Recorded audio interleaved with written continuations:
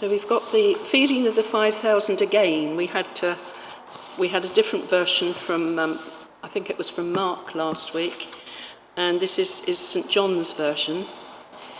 As Adam said, it's found in all four Gospels, making it one of the best attested of Jesus' miracles. John's Gospel sometimes uses memories and stories that clearly come from different sources from the ones used by the other three Gospels. So this episode of miraculous feeding must be one that was told in pretty well all the early Christian witness to Jesus.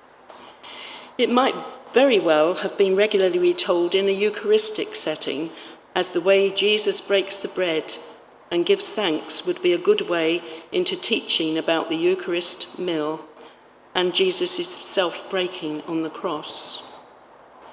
But there are also details that are particular and superfluous to that teaching use that make it clear this is a real memory of an extraordinary event. For example, the little boy and his fish. We can't help feeling that the boy may have had some role in keeping the story fresh. We aren't told who he was, but it is slightly odd that in such a huge crowd of people, the disciples knew he was there and that he had his picnic with him. Perhaps he was even the son of one of the disciples or one of Jesus' regular followers. Or perhaps he was just a very loud and ubiquitous boy, the sort you can't help noticing in any crowd. Either way, we're sure he was often called upon in later life to tell the story of what happened when Jesus took his sandwiches.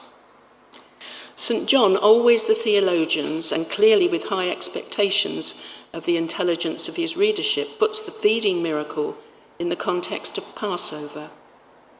What God is doing in Jesus is similar to the divine action that brought the people of Israel safely out of Egypt. But he also expects his readers to understand that God's new act of power is only prefigured in the feeding of the 5,000. It is to come to its full fruition in the cross, when Jesus breaks himself to nourish the whole world. So John's readers should groan with despair as they hear that people respond to this miracle by trying to make Jesus king. The crowds are already obsessed with Jesus' miracles. They've followed him to see healings and signs, and now they've been rewarded for their persistence by another demonstration of magic. The conclusion they draw are both truthful and perverse. They assume rightly that here is God's chosen Messiah, but they have no idea how the Messiah will bring God's salvation. They have seen the power and wholly misunderstood it, while we, thanks to John, can see its real meaning. That they are correct in their assumptions about who Jesus is immediately reinforced by the story of the stilling of the storm and the walking on the water. Jesus is indeed the one who brings the power and presence of God. The creation obeys him, through whom it was made, unlike us.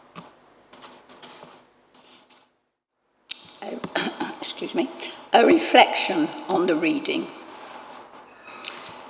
Learning to respond to our Creator is what this passage in Ephesians is all about. To be rooted and grounded in the love of Christ is to come back to the source of our life. It is God who makes us with care and individuality, not just in a great and indiscriminate creative splurge, but each one given its name, its particularity. As we gradually learn to breathe the air of the Holy Spirit, filling our lungs with it, so we learn what the wind and the waves knew instinctively, that we are made to respond to God. Everywhere we look, we see the power of God at work, in all that he has made and remade, and in all that he has done and is doing. Christian praying and believing can be very small and unimaginative, as though we don't really believe that God can manage more than the 3 wishes of so many fairy tales. We need to hoard our wishes and make sure we only ask for what we really want and don't waste the magical power. But Ephesians says, don't be so terrified of that power, as the disciples were terrified when they saw Jesus walking towards them on the water. If that creative power, the power of God's unimaginable love, is unleashed on the world, and, even more frighteningly, is at work in us, then we are adrift beyond our limits. If we have to see the world with that shattering, generous love, then we and the world will be irreparably changed. It is not ours to control, but we could cooperate.